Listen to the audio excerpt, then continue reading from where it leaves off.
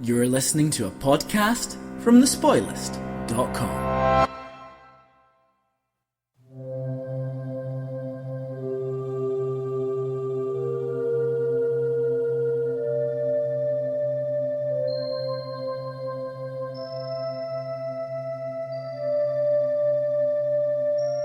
Cyberspace, the new frontier. These are the voyages of the podcast First Contact. Its mission? To explore every episode of Star Trek The Next Generation. To seek out new viewers and have new conversations. To boldly view what many have viewed before.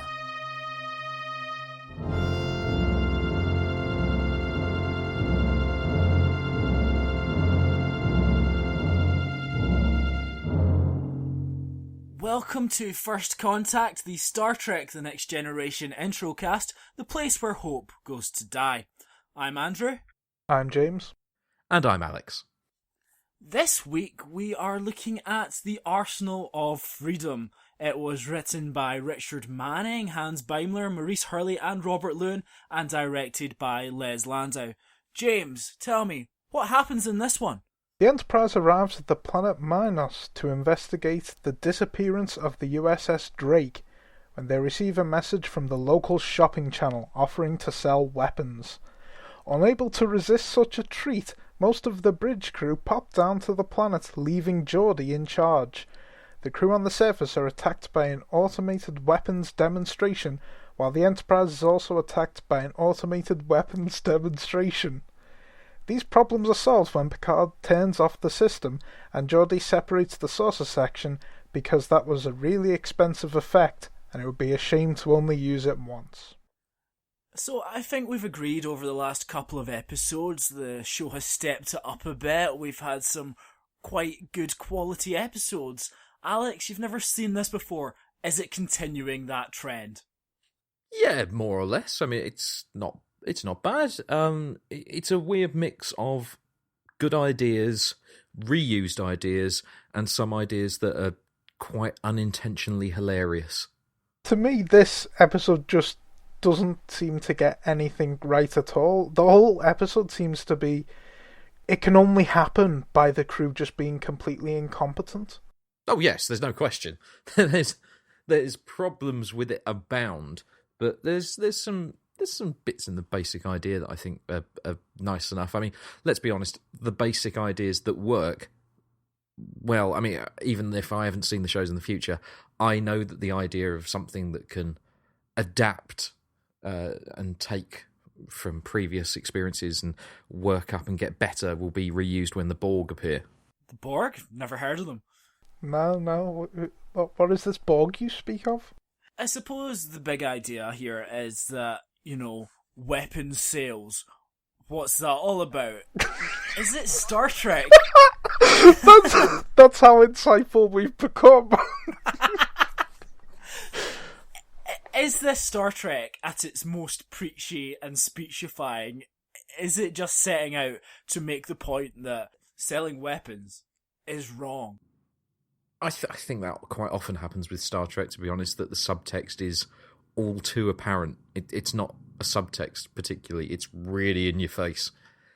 I mean, they may as well have called the planet Iran, really. I mean, it would have made sense.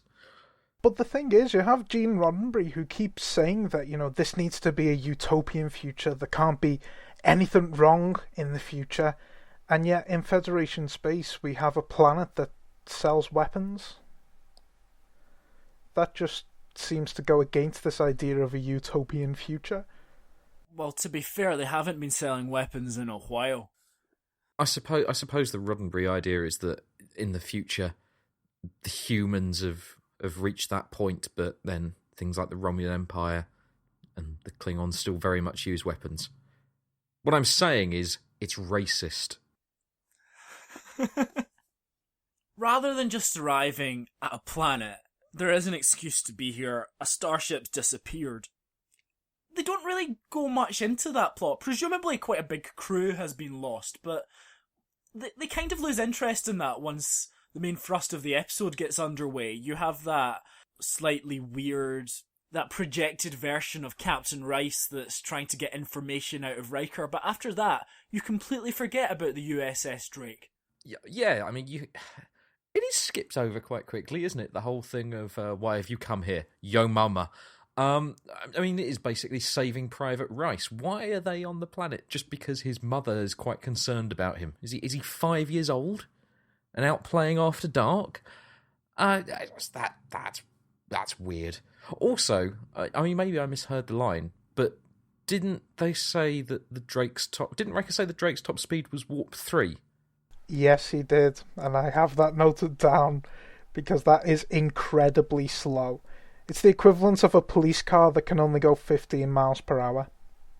I thought at the time it was Riker either trying to catch at the simulation or a demonstration that the simulation didn't actually have any knowledge of Starfleet technology, or maybe it is just bad writing. It's always hard to tell at this stage. Well, I mean, they do that quite often in Star Trek. They get the basic fundamental laws that they've set in their own universe quite wrong.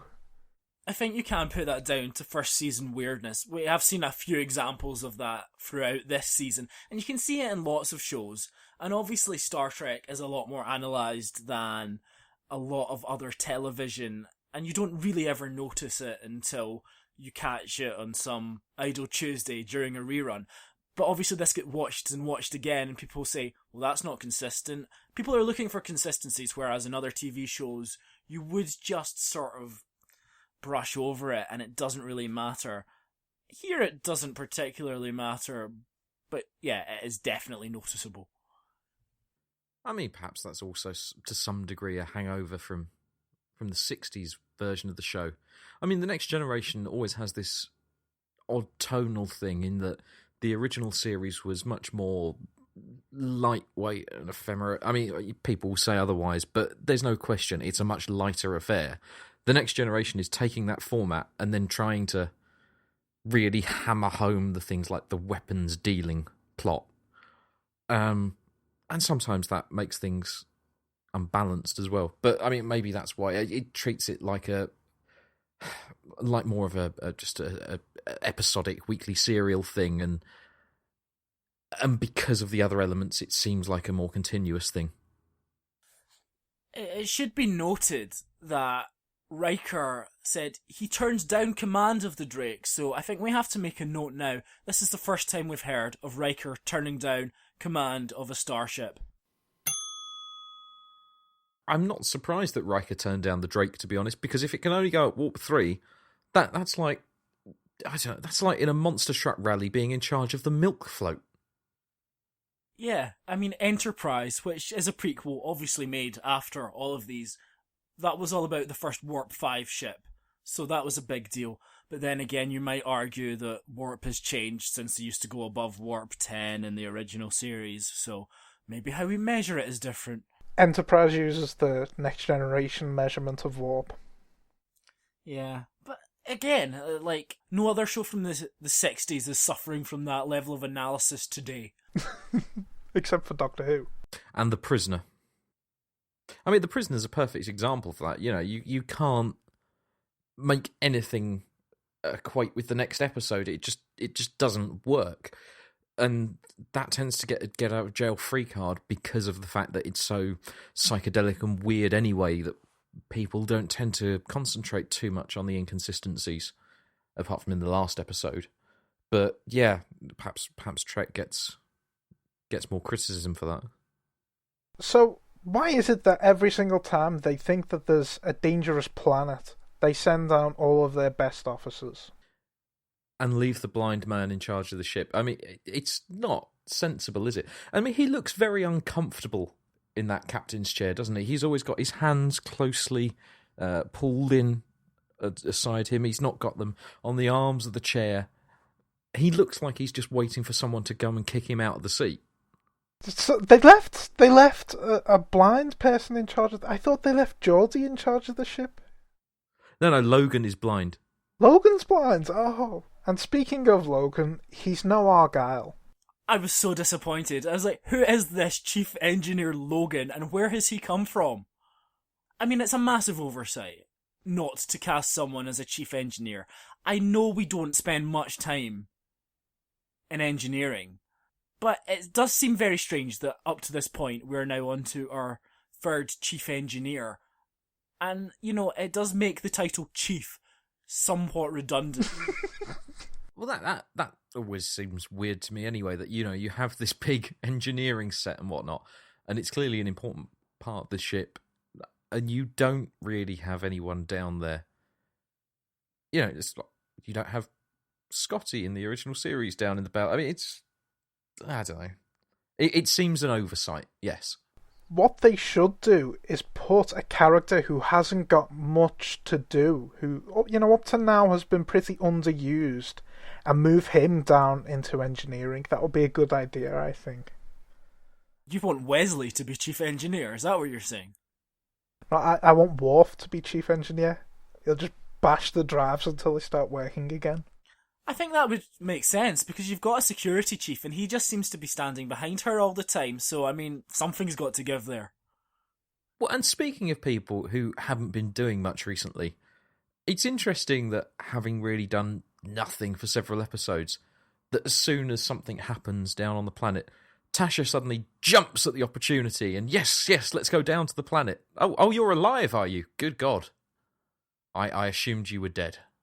I suppose it is worth mentioning as well, while we're talking about the planet, once again, it's the same planet, this time dressed with some rather fetching vines. That is one of the worst sets we've seen in a while, probably since Q's last episode. The problem is, and I think we have to accept, this is part of the format, they will go down to this same set every couple of weeks. But when you put that colour of blue as the sky, you do think it looks like a blue screen effect they've forgotten to finish. Yeah, it doesn't match up. I mean, to me, what it looks like is when you had a sitcom, let's say in the 80s, early 90s, and they'd go to a park or something like that. You have that very obvious outdoors, indoors, but it's clearly just a set indoors kind of look to it. I mean, if you look at anything, if you look at the episode of Bottom, where they're on Wimbledon Common, it is very clearly a set. It may be well done, but it just doesn't look right. And this, in bright daylight with that shade of sky, is so obviously a set that it doesn't look good. I mean, it's not helped by the props, let's be honest. That drone was built by visual effects supervisor Dan Curry using an old Legs pantyhose container and a discarded shampoo bottle. I mean, you can't tell. It looks really great, doesn't it? It does have Head and Shoulders written on it. It's head and shoulders above the other props that we've seen. At least Riker will be free from dandruff. Jonathan Frakes has a range of expressions for Frozen, but all of them surprisingly camp. And we have this amazing weapons technology which can freeze people in stasis, and yet the Federation still use silly little lasers. When they get down to the planet and they say, "Oh, I've never seen anything like this," and it's a laser cannon, and you think, hey, didn't you see them in home soil just a few weeks ago? It doesn't seem out with the realms of their experience that they've seen something which clearly looks like a big gun. Yeah, that line needed to be delivered differently. They beam down onto the planet Hellset, they see that cannon, and they just go, "Oh, we've never seen this before." It would be great if it turned out it was conspiracy and they've just been orbiting the same planet for the last 6 months because Geordi doesn't actually know how to drive the ship. The one thing that I have never seen before in The Next Generation is a computer salesman that seems to be channeling Ken Dodd. That was a surprise. I was really surprised reading the old reviews of this episode that Vincent Schiavelli, who plays the peddler, he received a lot of praise for this episode for his performance. I thought it was incidental to forgettable. It's not a huge part, really, is it? Or is it just that the regular cast are so bland, anything different is praiseworthy? Literally the only reason it sticks in my mind is that I saw him and thought, Ah, Ken Dodd. I expected him to turn around at any moment and go, "Oh, what a day! What a day for painting yourself green, putting an aubergine through the vicar's letterbox and shouting, 'Look out, the Martians are coming!'" I mean, it just looked weird. Is that what makes things memorable? Someone turns up and looks a bit different. They don't look polished. I mean, maybe it is. When everything else looks the same, perhaps that's what makes things stand out. I sort of had a problem when they first arrived down on the planet, and then I realised it was actually written that way. I was like, why is this a jungle planet? Shouldn't this be a hugely industrial planet or a wasteland? But I suppose the idea is that it has been left for so long that, the jungle has overgrown the infrastructure that was in place. But at first I didn't get that. It's a shame when you actually assume that the writing's at fault before you actually let the plot play out. Yeah, so the jungle's overgrown because the weapon system is so effective that it's killed everyone. Now, what did it do? Because surely there would have been someone in that control room that could have switched it off in time. But at the point when it started killing everyone, surely that would be a good point to switch it off. Or is the only person who has a key to switch it off out at lunch? It did seem very clear to me that it wasn't very complicated to switch it off. Thank goodness they landed in the single place that had that station that was capable of turning it off. And it was just a big button on that screen that Data could read. That was good. I'm glad that happened. The best thing about being down in that hole was it was the only set that wasn't overlit. And why was there a massive hole in the ground? I don't know. I guess it was a bunker, the weapons operations bunker. It's never made particularly clear. The major problem with this episode, and I do see what they were trying to do. Why did Picard beam down to the surface? Picard does not go on away missions, and it didn't seem that at this point there was enough of a pretext to warrant him leaving the bridge with nobody of any command experience left in charge. And in this situation, Troy is the sensible one in the room for once. She's saying to him, don't go down on the planet, it's idiotic. But she's still not the useful one because, he still goes down onto the planet. Well, that's what I sort of thought, is that you're sending all the essential personnel down to what is clearly a situation that you can't really determine. A dangerous one, at the very least. Why not send Troy? Send somebody down who's not that useful. Yes, it's Mission Suicide for you, I'm afraid. That sounds like a dodgy name. Well, it might be a bit suicide-y. And also, because we have Picard down on the planet, it means that we end up with Geordi in charge of the Enterprise.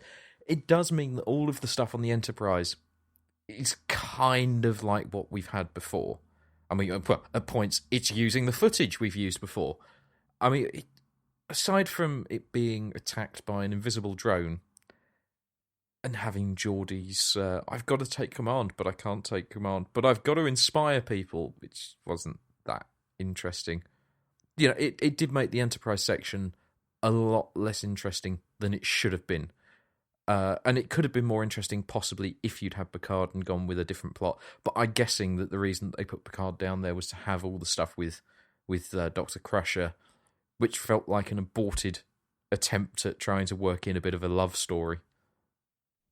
It's interesting that you should say that. This entire episode was originally conceived by Les Lewin as a development of that, almost a two-hander, where they're trapped together and she ends up confesses her feelings for him. But that was nixed by Gene Roddenberry, who is anti-character development, as far as I can tell.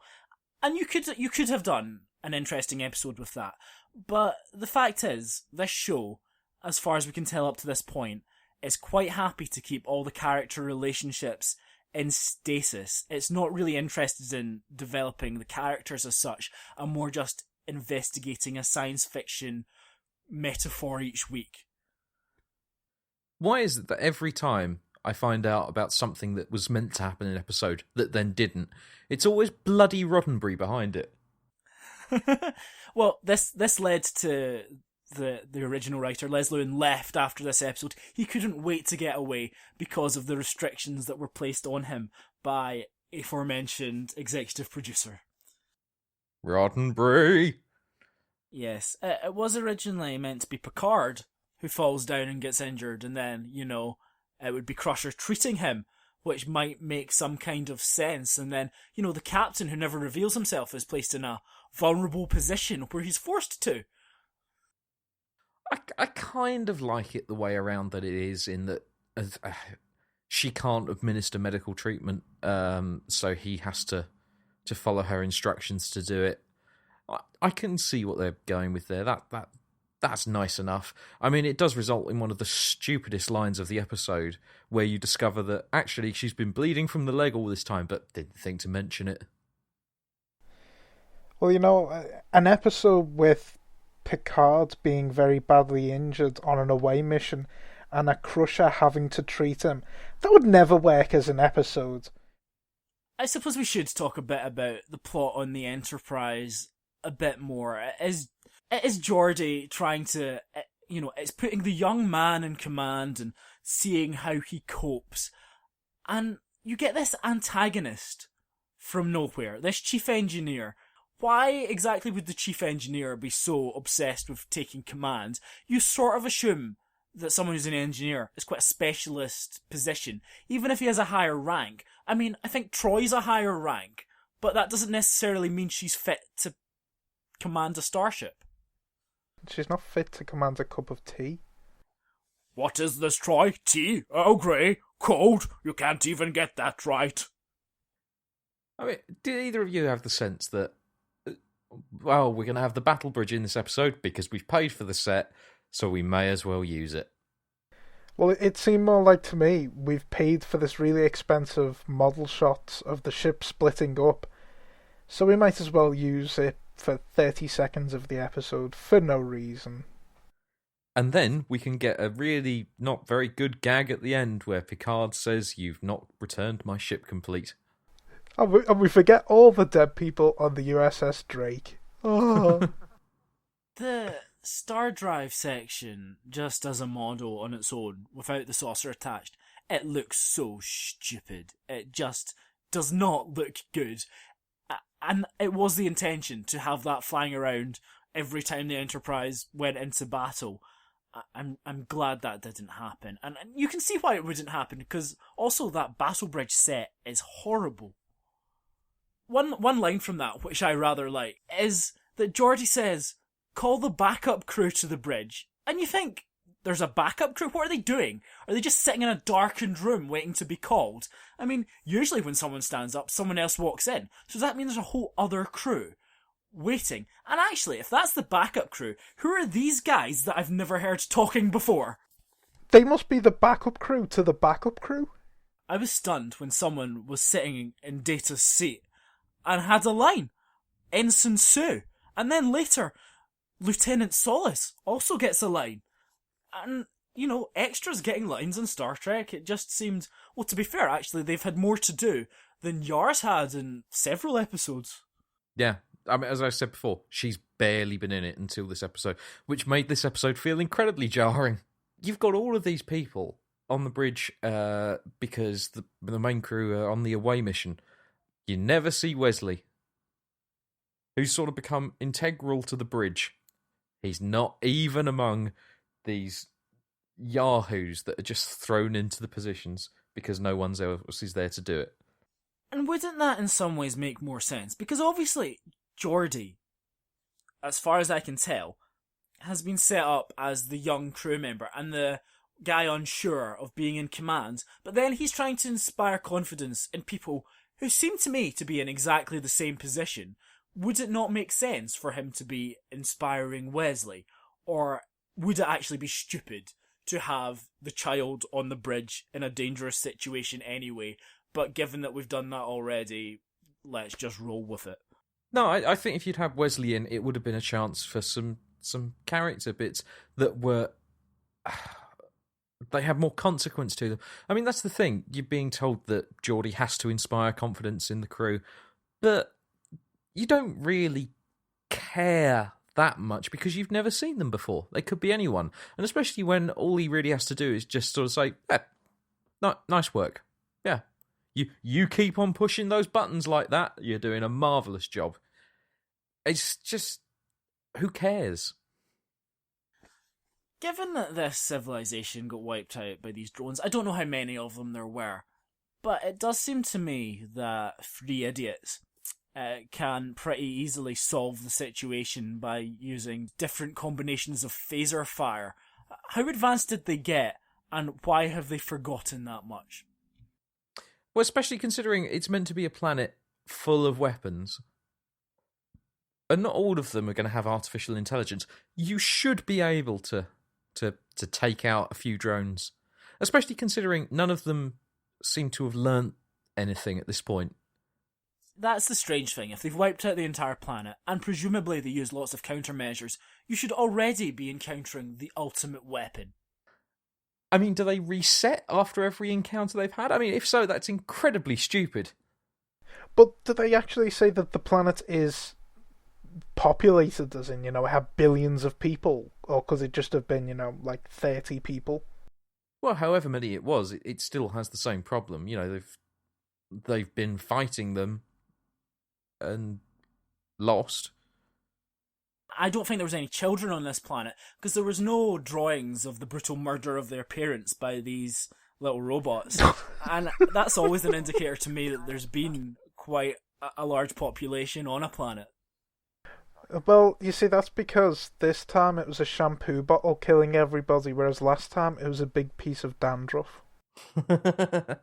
So, guys, overall thoughts on this episode. Personally, I found it somewhat underwhelming, a bit of a step backwards, but not without some merit. I think they're trying to do something with all the characters, and the A and B plots do tie in reasonably nicely. If they do, both seem a little contrived. I think perfectly watchable. It's not going to elevate above some of the best ones that we've had, but I can enjoy it enough. If I think about it too much, there are definitely problems throughout. But yeah, it was okay. To me, it's just a massive step back into the early season 1 weirdness. It feels like a script from the start of the season that they just randomly picked up out of the bin and filmed. Even though we know the writer had other intentions and they were all changed. It feels that way on screen. Well, let's put some other random thoughts together in the section we like to call Quickfire. Quickfire. Sponsored by Head and Shoulders. We've got this fantastic exchange of dialogue between Lieutenant Solace and Geordie. Helm going unresponsive. Can you compensate? Affirmative. How can you compensate for unresponsiveness? So Ken Dodge showing off his arsenal, and Picard realises that they can get around this if they'll just buy it. Yes, we'll buy it. Oh, you'll buy it? Yes, we'll buy it. Great, then I'll turn off the demonstration. Except, aren't they from a future society that no longer has money? There's no such thing as cash within the Federation. So is there not going to be a bit of a problem when it comes to the paying it, or are they just hoping that their innate sense of goodwill and hope is going to see them through? If they all think positive about it, that maybe they'll be okay and the fact they don't have money isn't an issue. I mean, what I'm basically saying is they've got no silver and they've got no gold, but they have got happiness in their souls. What happened to the people? War? Plague? A dissatisfied customer? Quips Geordie? That's not appropriate, Geordie. An entire starship's been lost, an entire planet's been wiped out. Why do they feel the need to give Geordie quips? I'd love to see that scene play out differently with, yeah, an unsatisfied customer? You monster. Dr. Crusher and Picard talk about roots. They really should have involved Geordie. Well, that's another episode done. We're really hoping this first season never ends. will the first season end? Tell me it ends. We've been doing this for almost a year now. Bye! Bye.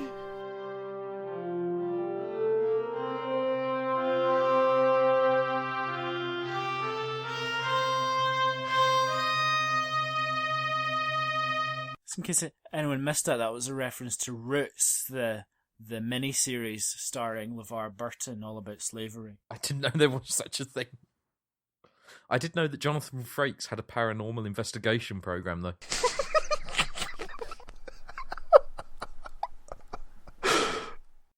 Hello, I am Jonathan Frakes, and tonight we look at the paranormal. His series was called Beyond Belief, Fact or Fiction. Also is Time Travel Through the Bible. Jonathan Frakes of Star Trek guides you back to biblical times. The Centuries Before Christ, The World of Jesus and John. Wow. Also, Alien Autopsy, hosted by Jonathan Frakes. It's a good thing he's quite successful at directing now. You say that, but he did direct the Thunderbirds movie.